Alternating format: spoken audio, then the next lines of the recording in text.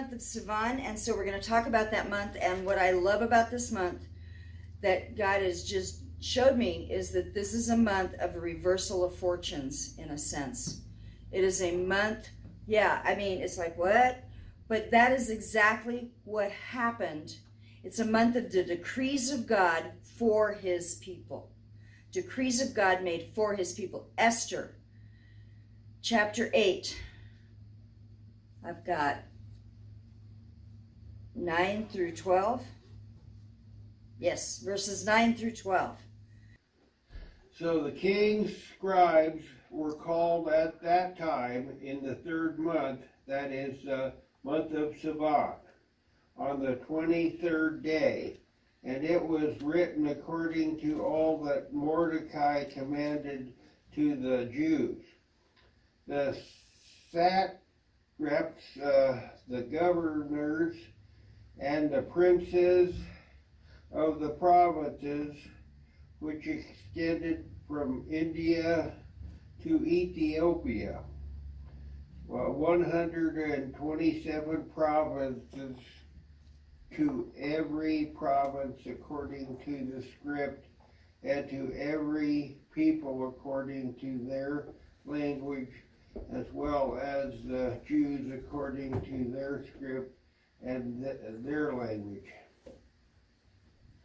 And he wrote in the name of King Ahasuerus, or whatever they call it. And sealed it with the king's signet ring, and sent letters by couriers on horses riding on steeds sired by the royal studs. In them the kings granted the Jews who were in each and every city the right to assemble and to defend their lives, to destroy and to kill and to annihilate the entire army of any people or province which might attack them, including children and women, and to plunder their spoils. On one day in all the provinces of King Ahasuerus, the 13th day and the 12th month, that is the month of Adar. So what we have happening, this is the story of Esther. This is where she had gone to the king, and she'd had those three different banquets for him, and finally told him the story. And the king made a decree against Haman, and then it became known that he had to change the decree against the Jewish people, right? Because he couldn't cancel it, but he could add to it.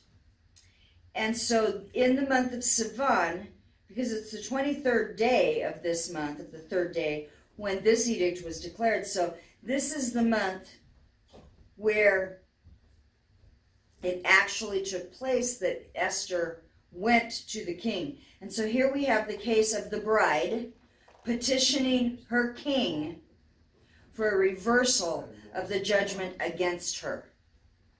And a declaration was made that the bride and her people could defend themselves, which up until this time wasn't there. So it's a reversal of a judgment. And I really think that's important for us to recognize for this month, for this season, for this year.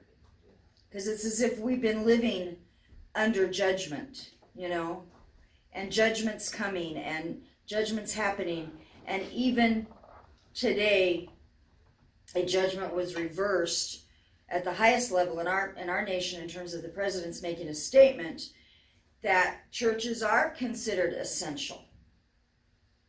And like I said, I know there are places where they have not been treated as such. I know there are places where they have been treated unfairly in the way that they're supposed to, in the way that we meet and all of that stuff. And so there was a reversal of a judgment there that took place even today, the beginning of the month of Sivan. Historically, this is the day the people of Israel arrived at the mountain to receive the Torah. They've been traveling. This is the month, this is the day, this is the time where they came and arrived at the foot of the mountain, Mount Zion. Who has Exodus 19? And do we have the same person that has all of those, or? I got that. I have 1 through 18. Okay, for Exodus 1 through 8 first. I'm 1 through 8. Excuse me. I got 16 through 20. I don't have Exodus. Someone else has 9 through 13? I have 9 through 13. Okay. Exodus, we're going to start with verse 1 through 8 of Exodus 19. In the 3rd month after the sons of Israel had gone out of the land of Egypt, on that very day they came into the wilderness of Sinai. When they set out from Rephidim, they came to the wilderness of Sinai and camped in the wilderness, and there Israel camped in front of the mountain. Moses went up to God, and the Lord called to him from the mountain, saying, Thus you shall say to the house of Jacob, and tell the sons of Israel, You yourselves have seen what I did to the Egyptians, and how I bore you on eagle's wings, and brought you to myself. Now then, if you will indeed obey my voice and keep my covenant, then you shall be my own possession among all the peoples, for all the earth is mine. And you shall be to me a kingdom of priests and a holy nation. These are the words that you shall speak to the sons of Israel. So Moses came and called the elders of the people, and set before them all these words which the Lord had commanded him. All the people answered together and said, All that the Lord has spoken we will do. And Moses brought back the words of the people to the Lord. Okay, so in the 3rd month after they left Egypt, on the 1st day of the month they arrived at the mountain and they set up camp. It is believed it was the 2nd day then that Moses, because it took them a while, it takes time to set up the camp. They got it all set up. On the 2nd day, Moses goes up to the mountain to talk to the Lord. And God called to him. This is what you're to say, right? And Moses goes back. So it's the 1st day they arrive, they set up camp. And the 2nd day of Sivan is called the Day of Distinction. And it's the Day of Distinction because this was the day that God said to them, You saw what I did in Egypt. I've brought you out so that you can be my treasure, you can be my people, you can be my kingdom of priests, a nation set apart. I think Paul writes about that, right? That we are his people. We are a kingdom, and we are a priesthood before him now. That's what he's telling Israel right here. And these words you speak to them. And on that day, the people heard that, and they said, Everything the Lord has said we will do. So they've now agreed to the covenant. They don't even know all the details yet. They don't have a clue what the details are yet. But this is the beginning. They have agreed to become the bride. How many of us, when we agree to become brides, understand what it's going to be? I mean, really. Most of us don't. And they didn't know either. Yeah, you're looking at me, I know. But it's true. You never really know.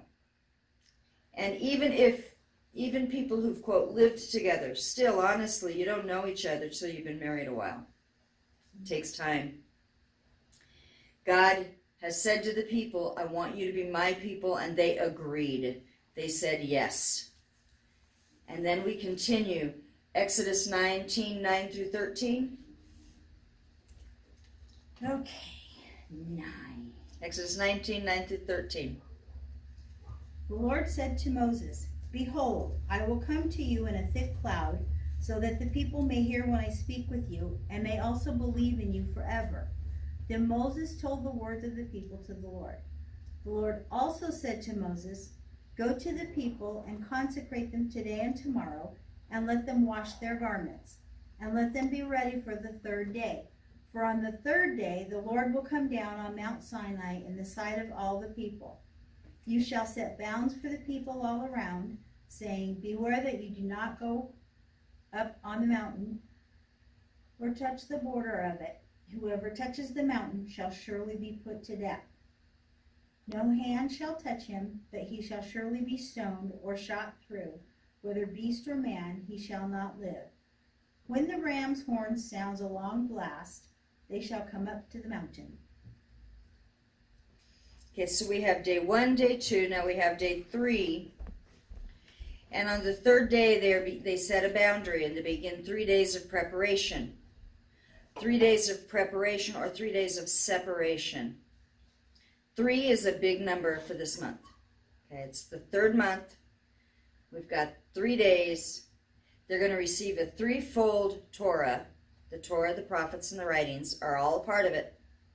They become a threefold nation, which is the priests, the Levites, and the Israelites, through a third-born child, if you think about it, because the oldest was Aaron, then came Miriam, then was Moses. He was a third-born child.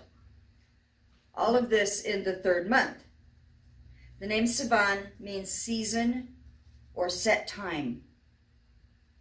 So it is a season or a set time specifically for declaration. The declaration of the Torah.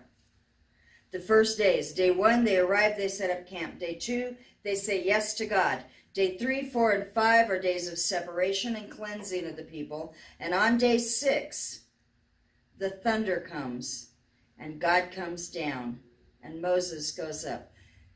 Exodus 19, 16 through 20.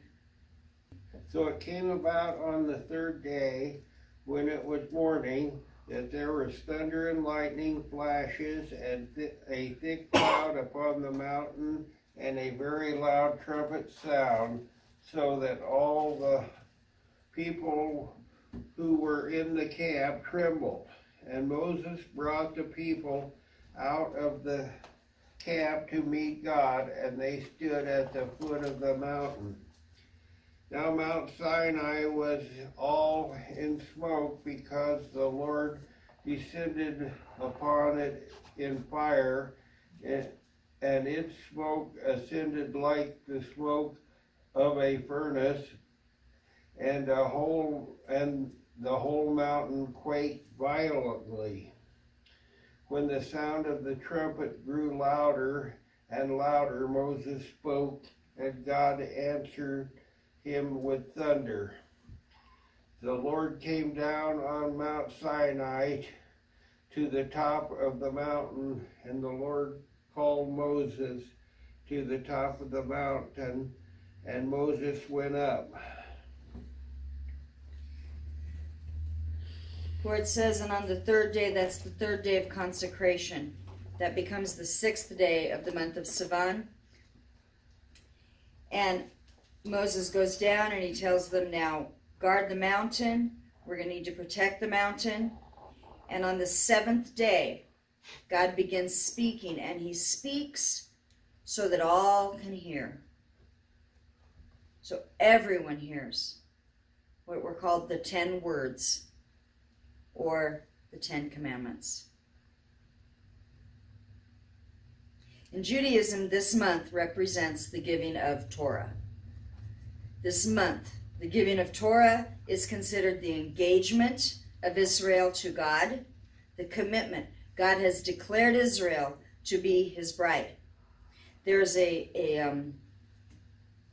interesting thing coming up this next week, because Shavuot is next Shabbat, begins on Friday night, and next Friday evening it's called the Night of the Bride, and Itzhak Shapira has gathered together from all over the world different people to speak every hour on the hour regarding the Night of the Bride, regarding the Torah, regarding the church becoming one with Israel. And that will be going on beginning at, I think, 10 o'clock Eastern time next Friday night, and it's going to go for 24 hours. It's going to go all night long. Because the night of Shavuot, they stay up and read the Torah, the whole study of it. They stay up and read, and they pray, and they read, and they pray, and they read, and they pray. And that is exactly what the disciples were doing in Jerusalem when Yeshua had told them, go to Jerusalem and wait there. They went to Jerusalem. A few days ago, in the counting of the Omer, in the mentions I make of it on our Facebook page, and that gets put onto our webpage too, the mention of the Day of Ascension. Now, in the standard churches, this Sunday is considered the Sunday of Ascension, or the Day of Ascension. Well, it actually took place a couple days ago. On the 40th day of the counting of the Omer is the Day of Ascension. It's the day that Yeshua, well, began working from home, they say. You know, I thought that was kind of a cute statement. He's working from home now. He's working from heaven. He's there. The Day of Ascension was only 10 days later, the 50th day, Pentecost, which means 50th. Shavuot being the Hebrew terminology for the same thing. As they were there in the upper room doing what? Studying the Torah, because that's what you do for Shavuot. You study the Torah and you pray. And they were there studying the Torah, they were praying, and the Holy Spirit came and lit upon them. Next week when we celebrate Shavuot, I'm going to talk about the similarities between what happened at Mount Sinai and what happened in the upper room. So you might want to read the 2nd chapter of Acts between now and next Sunday, next Saturday. Not tomorrow, but the next one. Read the 2nd chapter of Acts. See what happened. And then we can see that we can make the comparisons between what happens here in the 19th and 20th of Exodus and what happens in 2nd chapter of Acts. But this is where God declared the church to be the bride of Messiah. It was a dedication, a rededication. Shavuot, the declaration on the mountain of Israel being the bride of God, the giving of the Holy Spirit is a gift, just like the Torah was a gift, a sign of that engagement between God and his people. Shavuot is also the concluding festival of this, what are called the spring festivals. The spring festivals being Pesach, unleavened bread, the first fruit, the Habicharim, and then, so we've got Pesach, unleavened bread, first fruit, Habicharim. It's all concluded with Shavuot. So we've got 3 festivals all concluded together in the one. So there we go with the number 3 again. I think he likes the number 3. It's the completion of Passover. We were saved to be sealed. They were brought from Egypt to become his people. They were delivered from slavery to become the bride. And that's what it's all about. Delivery from slavery to become the bride. In Shavuot, it's customary this month to read the book of Ruth. Why the book of Ruth? Well, because it's a harvest story, and Shavuot is a harvest festival. It's the first fruits of the wheat harvest. It's also a marriage story, and Shavuot is considered a marriage. In the month of Shavuot, in this season, it's where Boaz first saw Ruth, because she was gleaning the wheat harvest, the beginning of the wheat harvest, and she was gleaning in the fields during that harvesting. So he saw her at that time. They didn't get married yet. That took a time. Their marriage took place probably in the end of the harvest season, because that would have been descriptive of her laying down next to him in the field as they were getting ready to do the final of the harvest. So just in time for Sukkot, or the Feast of Tabernacles. But it's a wonderful picture of the groom who sees and chooses his bride and blesses his bride. But then, even as Boaz had to work out the rite of redemption, so our Messiah is working out the rite of redemption for us. God is working out the rite of redemption for his people. Yeshua waits and is working it all out. Shavuot, Pentecost, is a picture of that time where the bride is chosen, the promises are given, the blessings are said, but the marriage is not complete. There's a working out that has to take place. And this is the same with the story of Ruth, where he sees her, he falls in love with her, he tells everyone to give her extra, make sure there's a bountiful harvest for Ruth, leave more where she's gleaning, he tells his workers. It's a gift to the one who will become his bride. Ruth is also, I find it interesting, the Gentile that comes in and becomes a part of the people.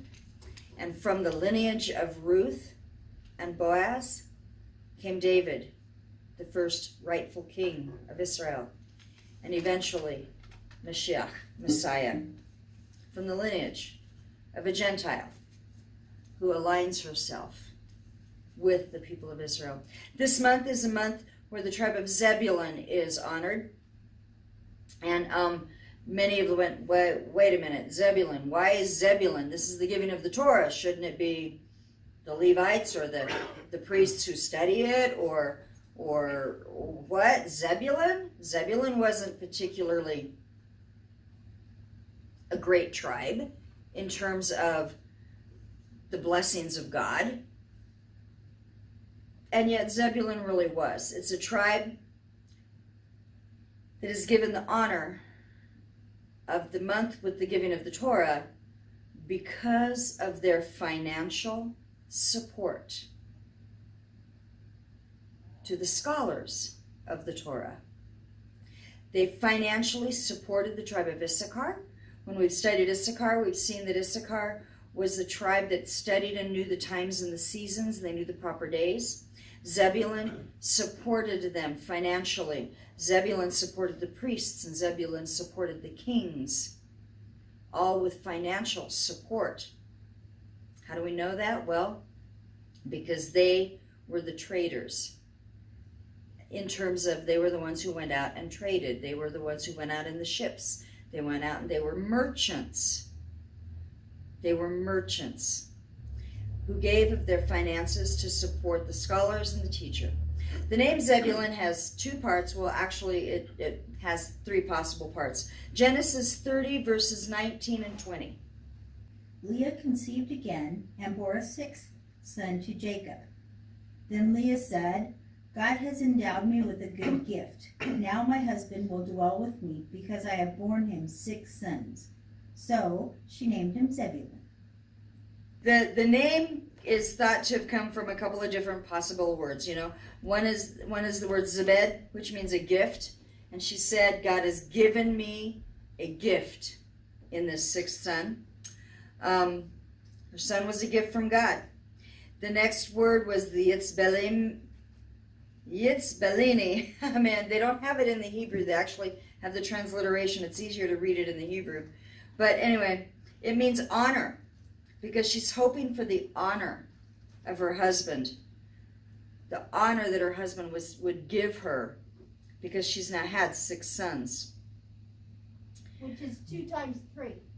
That's what I was thinking. Yeah. 3 and 3. So Zebulun goes forth. Issachar stays in the tent. It's said that Zebulun are the ones that are going to go out and do the work. Issachar is going to be studying and staying in the tent. Maybe there's this concept that Zebulun might be the evangelists, because they go out and they bring people to the mountain. That's Evelyn. I told her I had a meeting tonight. Maybe she didn't know you did too. Our granddaughter, she's discovered how to do messenger phone calls from Kids Messenger. They summon people to the mountain. It's believed they might have kind of been evangelists. You know, they went out and they did trade internationally. They didn't just stay within their people. They went out, did all the trade. It says, feast on the abundance of the sea. The Torah is likened to the deep waters or the seas. And so they feast from the depths of the deep waters of the Torah. And the hidden treasures of the sand, shells and polished rocks.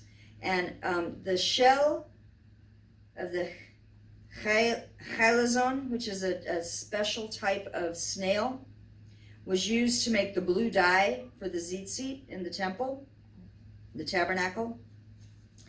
This was brought in by the tribe of Zebulun in their trading. It was not a natural preacher for that area of the world. And so there's this place that they went out and they brought in. When we read about all the stuff in the temple, we read about the cedars of Lebanon and all of these things that were brought in, and they were brought into Israel through commerce, through the trading of the tribe of Zebulun.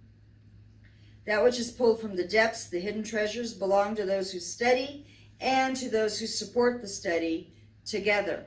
So just when someone else supports your work, you are to share with them. And when someone else shares with you, then you support them. And it goes all the way around, studying together. Jacob blessed his sons differently, and yet kept it similar. Genesis 49:13. Did I give that to someone? Oh, good. Couldn't remember. Zebulun will dwell at the seashore, and he shall be a haven for ships, and his flank shall be toward Sidon. He lives at the seashore. He has ships that anchor along the coast. His border is the Zion. It's kind of an interesting thing because their land that they were given was on the ships. It was on the southern end, the Sea of Galilee. The eastern border was the Sea of Galilee, and the western border was the Mediterranean Sea. So they had the seas given to them. They were bordered on the south by the tribe of Issachar, on the north by the tribe of Asher, on the western side by the tribe of Naphtali. So they have three surrounding them. There's that three again. When they got to the promised land, like all of the others, they did a partial conquering. They did not drive out the inhabitants as they were told to do. They tried to make friends with the inhabitants. They made them into laborers for them, forced labor. So they tried to make them as servants, but that wasn't what God had said to do. God had said to drive them out. And what happened as a result, of course, is that there was a mixing that took place, and they did not follow fully in what God had told them to do. We do know that they fought valiantly in the battles with Gideon. They fought with Deborah and Barak. There was a judge, Judge Elon, who was a good judge from the tribe of Zebulun. But during the kingdom years, they joined with David, and they helped David to set up his kingdom. You know, there were promises that were given to Zebulun that they would dwell at the seashore, that there would be riches there. And this was fulfilled time and time again, which happened through the time of the judges and through the time of the kings and all the way up to later. Zebulun's territory is the area that later became known as Galilee. Jesus, Yeshua, spent more time in Galilee than any place else. And actually, this was a fulfillment out of the prophet of Isaiah. Who has Isaiah chapter 9, verses 1 and 2? Now, if you're at a standard Christian Bible, it's going to be chapter 9, verse 1 and 2. If you're reading out of a Jewish translation, it'll be chapter 8, verse 23. It's one of those places where there's a difference. This is about Zebulun. But there will be no more gloom for her who was in anguish. In earlier times, he treated the land of Zebulun and the land of Naphtali with contempt. But later on, he will make it glorious. By the way of the sea, on the other side of the Jordan, Galilee of the Gentiles. The people who walk in darkness will see a great light. Those who live in a dark land, the light will shine on them. Earlier I was saying I don't know what songs to do, and so had people were picking out songs, and one of the songs was One Day, one day when heaven was filled with his glory, one day when earth was as dark as could be, Jesus came forth to be born of a virgin. And there's this place where there was a darkness. This area was considered a dark place. It was considered a place that was not highly regarded. The people from Galilee were not considered to be very honorable people necessarily. But they were the first to hear the teachings of Messiah. They were the first to see the miracles. The first miracle Yeshua performed was at the wedding in Cana of Galilee. Most of his disciples came from there. The area was considered kind of a backwater territory. It wasn't highly respected. But Yeshua respected the people, and he raised them up. And he raises us up too. When we say yes to him as he calls to us, as the people at the mountain, when we dedicate ourselves to him to support his work in the earth, then he does bring us blessing. Some of us are more like Issachar. We devote our time to study, to determining the times and the seasons, but honestly, we can't do that without the support of those who engage in the commerce, those who lend their support both financially and in other ways. Honestly, I couldn't do what I do with all of this stuff without the support of other people. We couldn't do it. I remember when the doctor I worked for retired, and I thought I need to get a job, and it was like, no, you don't right now. You need to focus on the ministry. And so that's what we've done, and it has been a good thing to do. But I couldn't do it without the work. We couldn't do it without other people supporting it. Zebulun supported the scholars, those who studied. Zebulun supported the judges. Zebulun supported the kings, even leading up to being a primary support for Yeshua, Messiah. And they were blessed financially, and they were blessed spiritually because they did. As we celebrate Shavuot, we celebrate God's calling on our lives to be set apart for him. In this month, we recognize the Torah and the Holy Spirit, deposits of more to come. They are the gifts of the bridegroom to his bride, and we are his bride. We remember Zebulun engaged in commerce. They set about fulfilling their calling. Even as Zebulun was said that they would bring others to the mountain, that's what we're all supposed to do. Bring to the mountain of God. We receive the blessings of the Torah and the Holy Spirit. Why? So that we can bring people to the mountain of God. So that we can show them the sacrifice Yeshua has made for us. In our commerce, in our work, in whatever we do, we have to remember, we sit with the scholars of Issachar. We support the king of Judah. We support the judges, the teachers, the prophets. But we also bring people to the mountain of God. I mentioned the number 3, and the number 3 is a great number. It's a number for strength. The word says a 3-stranded cord is not easily broken. 3 also, that's in Ecclesiastes 4:12. 3 also stands for stability and balance. Now this stool has 4 legs, but you can have a stool with 3 legs positioned correctly. You cannot have a stool with just 2. It wouldn't work. Even if you have a stool with just 1, you have to broaden the base enough to where it fills it out. Stability and balance. 3 is the number of divine completeness.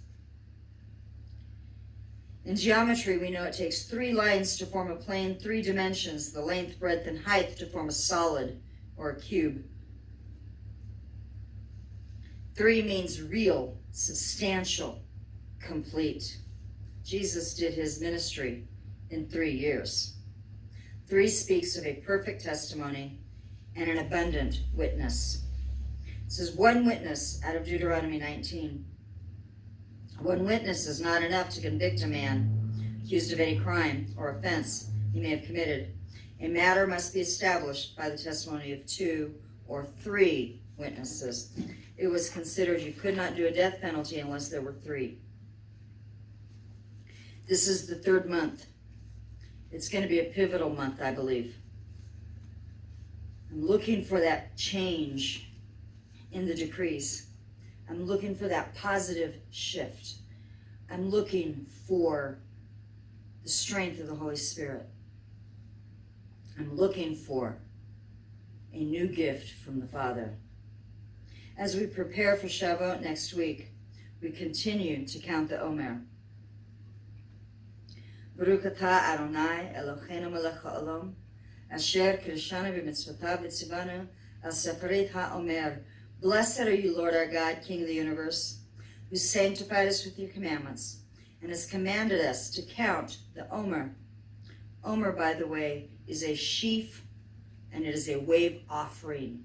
So we continue the offering before God, a sacrifice. Today is the 44th day of the Omer, which is 6 weeks and 2 days. Is it dark yet? Weird. I don't know what time sunset is, so I don't know when we can light the candles, but we'll do it soon. Sivan, the month, actually begins at sunset tomorrow by the calendar. The astronomical time, the Mulad, or the new moon, would have been in Israel at 11:42 a.m. this morning. Calendar has it beginning tomorrow night at sunset.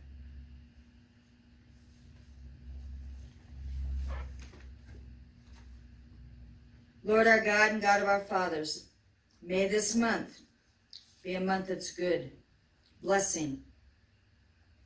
Grant us long life, a life of peace, of good, of blessing, of sustenance, of vigor, a life marked with a reverence for you and a dread of sin, a life free from shame and reproach, a life of prosperity and honor, a life in which the love of your Torah and the fear of you, the respect for you, animate us, a life in which our heartfelt desires are fulfilled for good.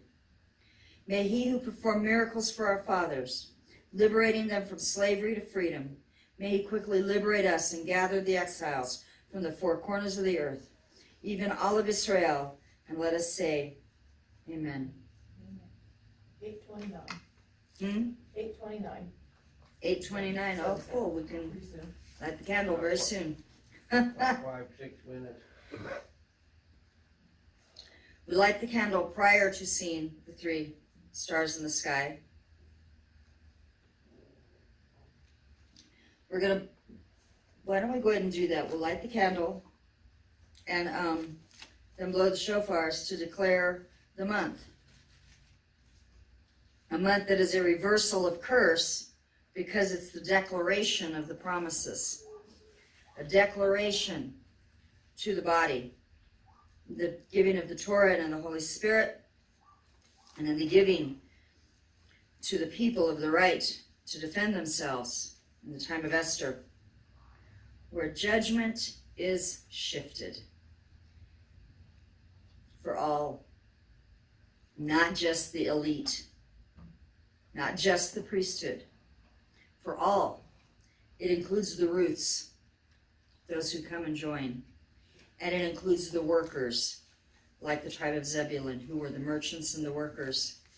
It is a time of declaration of promise. I'm just going to go ahead and light this one.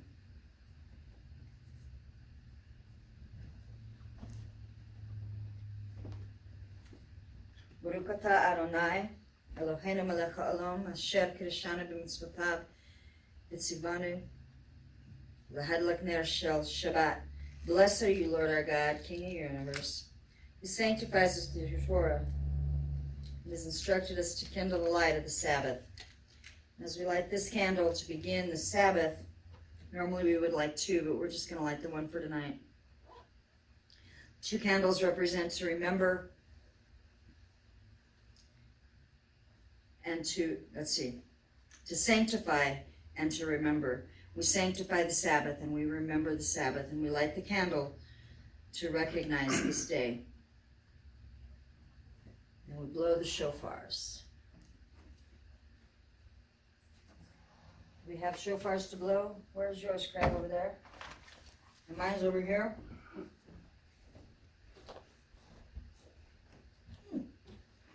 Been a long week. Oh man, it's been a long week. The white one? Okay. Pick up a shofar. I didn't know if I should go. And I just realized I left my one that I usually use at home.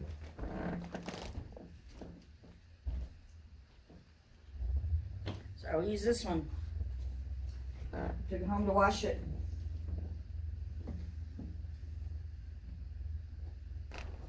Okay,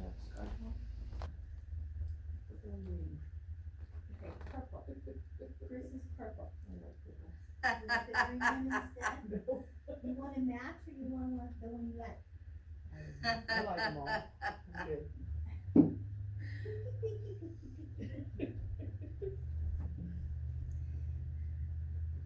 We declare the blessings of the month. Baruch atah Adonai Eloheinu melech haolam asher kiddushanu b'mitzvotav v'tzivanu l'shmo l'chol shofar. Blessed are you, Lord our God, King of the universe, who sanctifies us with your commandments and has instructed us to hear the voice of the shofar. And we declare the beginning of the month of Sivan.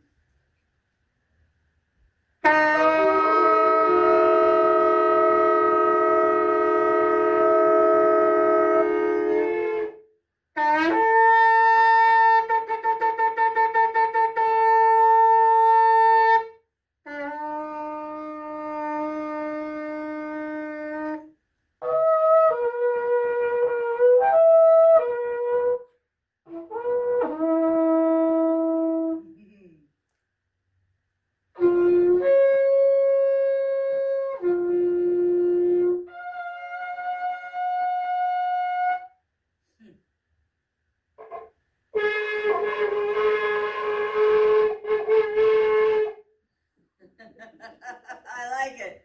It sounds like the train coming. I love it. A train of blessing, right? Let's blow together again.